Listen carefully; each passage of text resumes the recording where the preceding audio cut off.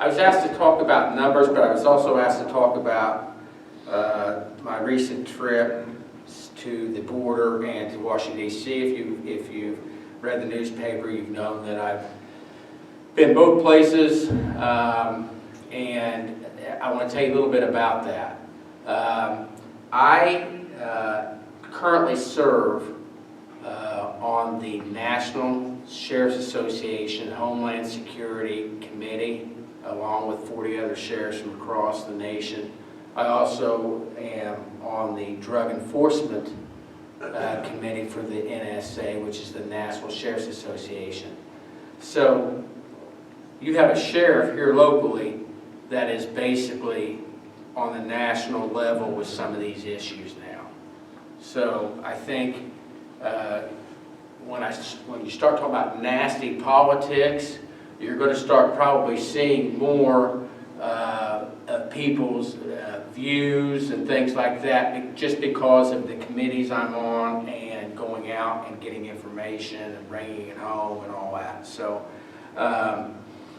first, I want to talk about the trip down to Arizona. I was able to take a trip down to Arizona with 6 other Indiana sheriffs. That main purpose was, well, there were 2 main reasons why I went. One, I went for Homeland Security. I went for the drugs. When I became sheriff, I made drug enforcement our #1 priority at the sheriff's office. Drugs are the core of a community's problems. If you take illegal drugs and everything that goes with it, it is the core of your criminal element and your criminal issues in your town. That's why I made drugs a priority. Heroin was killing people when I first got in office. It's still an issue, and the crystal meth coming in is coming in from Mexico and Central America, and so is the heroin and the fentanyl. So that's one of the reasons why I want to kind of get on a national level. So we're doing that. When I went down to the border, I was able to travel 40 to 60 miles of border in Arizona. Well, it was a complete wake-up call to me. You had some fencing, you had some barricade, and then you had nothing at all. The border issue in the southern part of the United States it is not only a border crisis, it is a national security issue right now. Okay? And it will be until we get it fixed. And there's been several administrations that have tried to fix it, and they have not been able to do it. It's not just this administration, the Obama administration, the administrations before that, okay? One of the fences that I saw while I was down in Arizona, the Obama administration had actually built, and that was in Arizona. I want to make sure everybody understands, my going to the border and to the White House is for 2 reasons. It's for drugs and Homeland Security. I cannot fix the immigration issues, nor do I want to. That is way above me. I can tell you that the Congress is gridlocked when it comes to the immigration issues. Both sides cannot come to any agreement. It's sad. You have humanitarian issues from Central America all the way into Mexico coming up. We have over 800,000 people wanting to come into the United States legally and are sitting waiting because we don't have the judges to hear their cases. And that Congress is sitting there and not addressing that. That's an issue. Okay? The drugs coming in, people say the drugs aren't coming in from the borders. I disagree 100%. I've been down there, I've talked to the sheriffs. The drugs are coming in from the borders, and they're coming in from the cartel. They're coming in from the ports of entry. They're coming in from a weak border, and they're being shipped in. Okay? Crystal meth, heroin, fentanyl are our big issues, and they're coming in from across the border. So I am a firm believer that we need stronger border security. We need total immigration reform, and that is something that is way above me, but I see it locally. We've had over 40 overdose deaths since I've been sheriff related to heroin and fentanyl. That's 40. It's much higher than that, because when I first came in, there was 37 deaths in 1 year. That's why I have a passion to go down to the border and find out what's going on down there, and going to Washington, D.C., and standing up in the White House and telling a panel that border crisis affects Columbus, Indiana, and it affects the families in Columbus, Indiana, and it especially affects the 40 people that lost their loved ones because of heroin and meth and fentanyl. And I'm not a damn bit ashamed for going to Washington, D.C. to tell them that, and I'm not a damn bit ashamed to go down to the border and do my homework down there. I do not want drugs in Columbus, Indiana, and I do not want drugs in central Indiana. The deputies made over 9,000 traffic stops last year. That's probably a record. 9,000. And they made those because they were trying to get drugs that were coming from Cincinnati, Indianapolis, Louisville. That's why they're out stopping cars. Okay? So the department's bought into this. We don't want drugs in this community. The city police is involved in it. We have a joint narcotics enforcement team. We have a deputy sheriff that's assigned to the DEA task force that will go anywhere in the United States. It's just now you got a sheriff that will help set policies and procedures and things like that for some of the other sheriffs nationally as we move forward. But I don't want the drugs here. Now, people say that we don't have, the cartel's not here and all that. The cartel is in Columbus, Indiana, and has been for years. I worked narcotics when I was in 1990s, and we chased the cartel. The Mexican cartel has people in this city right now. All right? And they are working with people in Central America and in Mexico to get those drugs into our community. And I'm going to do everything that I can to stop them, and I know 40 other people are going to do the same thing, and that's the deputies. All right? But it's an honor to be on the national level, but it creates a lot of different aspects and issues.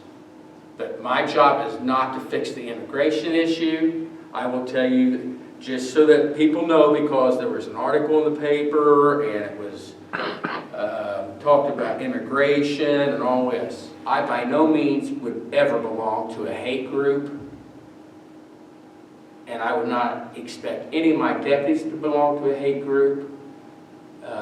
The NSA, the National Sheriff's Association, the National Sheriff's Association, the White House, I wouldn't think any of them would belong to a hate group. And if they are, that's wrong. And if I find out that there is a hate group that I'm associated with, I will no longer be with them. So it's that simple. So that's the article in the paper yesterday that I'm addressing. I don't think that was a fair article, but we weren't going to get into that today. I will do everything I can to keep drugs out. Let me tell you something about the drugs. You aren't seeing as many, you don't think you're seeing as many heroin or fentanyl deaths right now. You think it's kind of quiet. It's not. Methamphetamine is running wild right now in our community. It's crystal meth from the Mexican cartel, and there's no shortage of it. Okay? And what they're doing is, guess what the cartel's doing now? And the other drug dealers? They're putting fentanyl into methamphetamine. Anybody know what fentanyl is? Fentanyl is an opiate type of a medication, I want to call it that, and it will kill you if you have just a very little bit in it. All right. So now they're mixing fentanyl in the meth and the heroin that we are seeing locally. I talked to an undercover narcotics officer this morning because I knew I was coming tonight. I said, "What are we seeing?" The heroin and the methamphetamine that we are buying off the street and getting tested has fentanyl in it. All right? The reason why you aren't seeing as many deaths is because people are not calling us when they overdose. They're taking Narcan themselves. Now, they're still dumping bodies on the side of highways when they overdose, or leaving them in a car. We're finding them in different places that their so-called friends are taking care of them, and they're just letting them die and then just throwing them out in the middle of the field or whatever. We get that occasionally. But it is an issue. We have to stay the course. We have a hub. We have ASAP. The city's involved in it. We are making a difference. You know, when I went to the White House, the things they said, the administration said, we are educating, we are treating, and we are enforcement. Guess what? That's exactly what Columbus, Indiana is doing. We are educating people, we are treating people, and we are drug enforcement. Okay? It's not just one or the other. You got to do all three. Just so happens mine is drug enforcement, and I take that very serious, and we are going to absolutely clean house if I can. All right? And we're going to hold people accountable. So that's a little bit on the drug issue. It's still here. I want to say one thing. I've talked to somebody the other day. We have a program in our jail called REC. It's Residents Encounter Christ. And I had a young lady that runs that, helps run it, and she came up to me and she was upset. She said, "Can I come over and talk to you just for a few minutes?" And I said, "Yeah." She came over and she said, I feel heavy right now. I said, "Well, what's going on?" She said, they go in, they do Bible study, they do REC with these residents, and these residents get out, and within a day or two, they've overdosed and died. And they made progress while they were in the jail. We have got to get transitional housing for these inmates and these people that are addicts.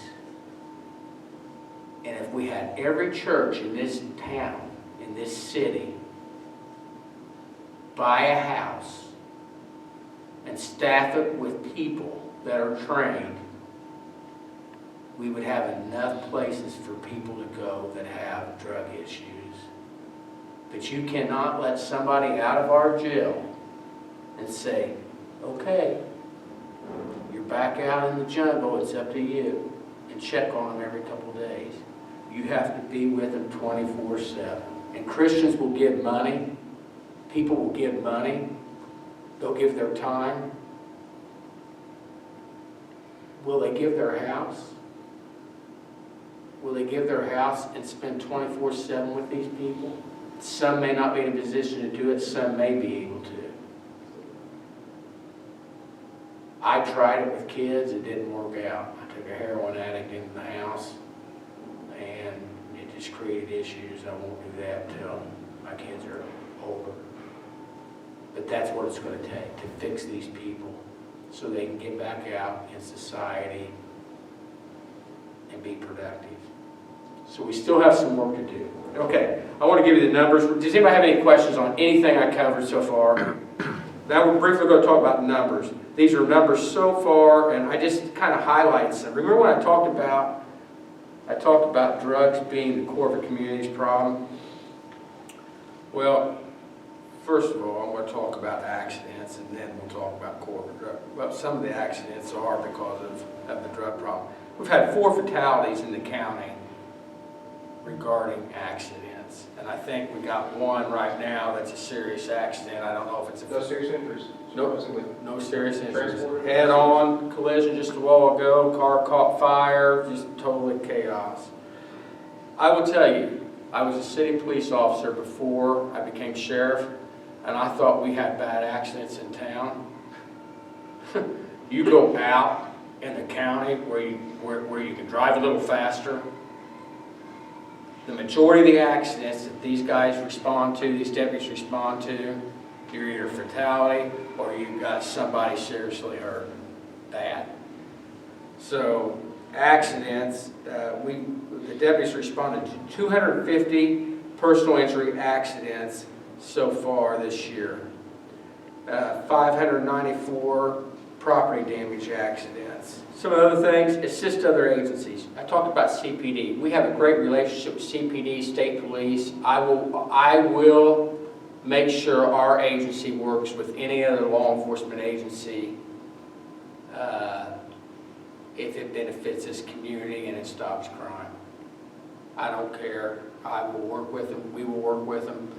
Andrew knows that I'm very strong on that. We will cooperate and work with other agencies, and we will combine our efforts if we have to. We combine our SWAT team, our narcotics team, our water rescue team. There's a lot of different things that we will actually combine with other departments to benefit you all. And it saves taxpayer dollars when you kind of share responsibilities with that. But 805 times the sheriff's deputies have assisted other agencies. When I talk about drugs being the core of a problem, we had so far we've had 98 batteries where somebody gets beat up. We had 68 batteries last year, so that's up a little bit. Burglaries, we had 82 burglaries the deputies responded to. They responded to 23 child neglect cases. Now, I think that's probably low, but you know, these drug addicts have kids, and they're the ones that are really suffering. So we've had 23 incidences where we've had child neglect, and that's because parents are hooked on dope and they care more about the dope than they do their kids, unfortunately. Child custody disputes, 33, that goes right back into the core of a problem. We have 235 disturbance calls that they've went on. That could be domestics or whatever. 378 domestic calls we went on. So I would say probably 600 when you put disturbance and domestic together. I'd say a lot of that's the same thing. So probably over 500 calls that we've had. We had 435 possible drunk drivers that we responded to. All right. Now, the reason why I say I like that number, that tells me that the majority of those probably are you guys calling in and saying, hey, I think we got a drunk driver behind us. We can't be everywhere at once. We got 4 deputies on days, 5 on seconds, and 4 on thirds, and we have the whole county and the city, because we will take calls in the city. It's not a donut. The county is Columbus too. So when my deputies go through Columbus and they see something happen, I don't expect them to call the city police. I expect them to handle it, and if there's an accident, they work it, they don't call somebody, the city police to work it. So the 435 possible drunk drivers, that's good for you all because you all are calling in. We've had 3,089 extra patrols. That's when you all call in and you say, hey, I'm going to be gone from my house for a week. Can you all circle the house? That says that that's a service we provide, and that's a pretty high number. Follow-ups. The reason why I circled follow-ups is because we don't have a police department of 100, I don't know how many CPD officers they got now. We got 40 deputies. Follow-ups is 808. Our deputies are doing what the detectives over at CPD are doing. They're taking statements, they're taking photographs, and they are handling calls that usually a detective over at CPD, sometimes would be called out on. So they're sort of operating like the state police. You're out there on your own and you're handling the calls. So I thought that was a high number. We had 92 fraud calls. That goes into the, I think again, that goes into the drugs. 63 harassment. I think that harassment type stuff does the same thing. We've had 100 juvenile problems. Let me tell you something about the juvenile problem. This vaping is killing people, and it's going to get worse. You see a lot of these kids out vaping, and you're hearing some stuff in the news about the health. Hold on, because it's going to get a hell of a lot worse before it gets better. All right? They have these THC pens that they're using now. And what that THC is, it's just liquid marijuana. Okay? And you can smoke it out of a pen. You put the little thing on there and you smoke it. Okay? But what the kids don't understand is that is being bought off the black market. I talked to one of my sons the other day and I said, let me ask you a question. These THC pens, would you smoke a THC pen? Now, I'm asking my teenage kids. What do you think they're going to say? No? Yeah? Well, we'd smoke if we got a chance and you didn't know about it. What they don't understand is, and I said, well, how do you know that it's not laced with fentanyl?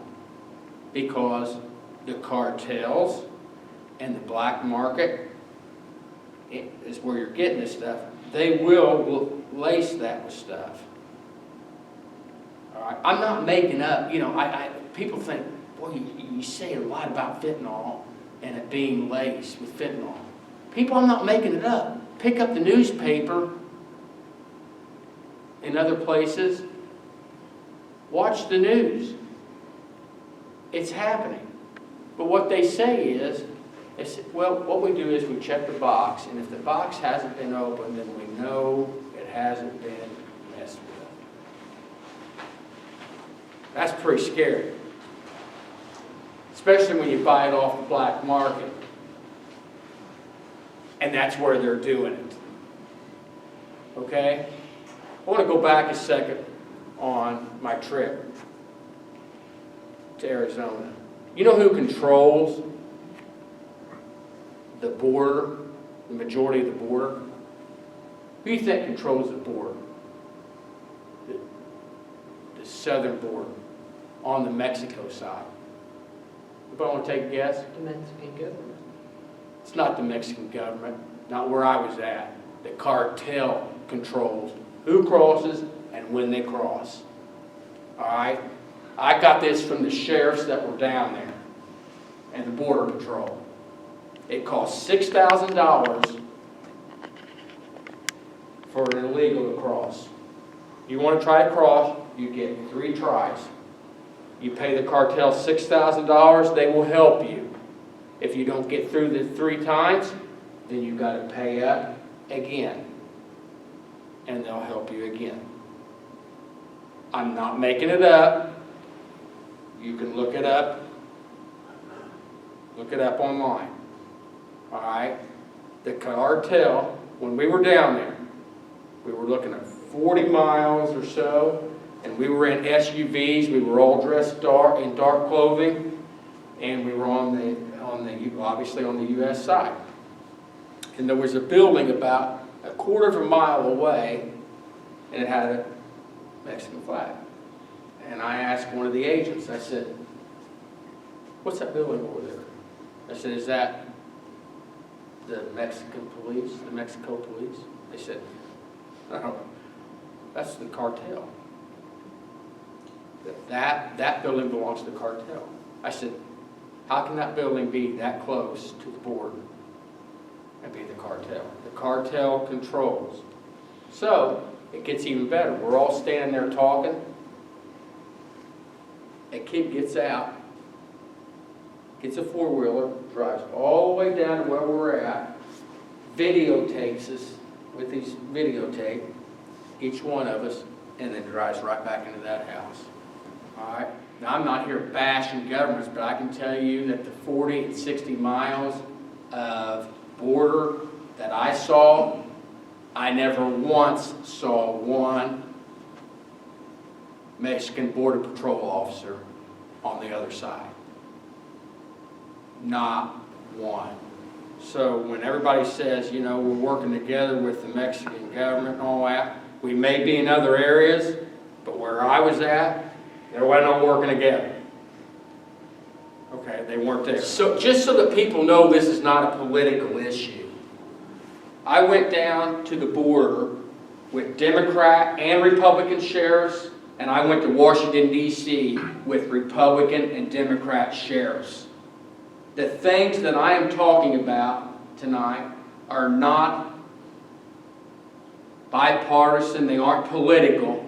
They're what's best for the United States, and it's common sense. Okay? Border security and keeping drugs out of our country, everybody should be in support of. So they're all sitting in Washington, they're all looking at each other, trying to figure out what they're going to do. Well, they can do that on the immigration issue, but drugs are still coming in, and people in America are still dying, and we still have a homeland security crisis. So those are the people you all elected, and they aren't getting a damn thing done right now, except looking at each other. Officers out with people, 465. Officers out with vehicles, 446. The reason why I gave you those numbers, the deputies aren't sitting at gas stations going in and getting Polar Pops like I do. Okay? They aren't sitting in parking lots talking. They're getting out and they're interacting with people and trying to stop crime. We responded to 30 deaths. I put that down because we responded to deaths all the time out in the county. And that usually means our detectives are going to investigate that death until we find out that it's not anything legit as far as criminal activity. So our deputies are busy. Let me tell you something. Child molesting is one of our #1 crimes we investigate. Child molestation. That's an issue. Okay? 25 overdoses we've responded to so far this year. This is just right up to this year. Reckless driving, 555 times we've been called. That seems kind of high. 28 residential entries. That means somebody coming in somebody's house when they aren't supposed to, or building. 602 school security checks. We have 2 SROs. We have one for the city and one for the. We have one that works with the current school administration, BCSC, and they handle the county schools along with the city police. So they're kind of partnered up. And then we have a Flat Rock Hall Creek SRO as well. But we still do. We've done 602 security checks, so I think that's good. Subject requesting officer, 796. That's you people calling, wanting us to talk to somebody or talk to you. You've called in on 849 suspicious vehicles. Theft, we've had 303 miscellaneous types of thefts. Year to date, we've stopped 7,368 cars. We have 3 canines, and those canines are sniffing out dope every night. And if you run from them, they're going to bite you. So don't run from them. Don't try to fight the dogs. They're looking for dope. Okay? 739 warrant services. We've had a total so far this year of 32,294 calls for service. Guys, there's a lot going on. Okay? But again, a lot of it centers around drugs. 250, 260 in jail. We've been able to open the old portion of the jail. We've moved the women over to that side. That has lessened the opportunity for dope to spread around. And it is also with our x-ray machine, people aren't getting the dope in like they were. So you aren't going to keep dope out of the jail. I don't care what kind of machines you have, but you're going to slow it down dramatically, and that's what we've done. So we've hired, we're in the process of hiring a drug treatment facilitator. And so when we talked about ASP earlier, we talked about the circle, and part of the circle was drug treatment in jail. We're one step closer because we're hiring that person. I believe everybody makes mistakes. I believe everybody should be given second chances to an extent. The people that we have in our jail need to be there. A lot of them are pre-trial. I would say a high percentage haven't even went to court yet. But we house level 6. We got some rowdy ones in there right now. Right now would be a good time to tour the jail. But those people need to be there because they either have mental health issues, they have drug issues, or whatever. And I don't think that people with mental health should be held in jail, but unfortunately when you don't treat them and you keep them out on the street and you continue to let them do their thing out on the street, they're going to commit a crime. So we use the jail for those people to kind of disappear, and that's not necessarily what the jail is designed for. I speak pretty freely. I don't beat around the bush. I will tell you all what's going on. Whether I like to tell you or not, I'll tell you. I'm not going to lie to you. We have a lot of work to do. We've made a lot of progress. This is a special community. This is a community that digs in when there's issues. There's always been drugs in this community, but there have not been drugs that are killing people or have the potential to kill people on one dose. And I want to restate, fentanyl's here, meth's here, heroin's here, and the cartel, the organized crime is here. All right, don't think it's not. It is. And we have to continue. Now, that doesn't mean we don't have other people dealing dope too, but they're usually dealing for the cartel. We have to stay strong and we have to stay united. We cannot let elections, we cannot let other things divide us when it comes to public safety. When it comes to public safety, I don't give a damn if you're a Democrat or you're a Republican. That's our priority, and it needs to stay that way.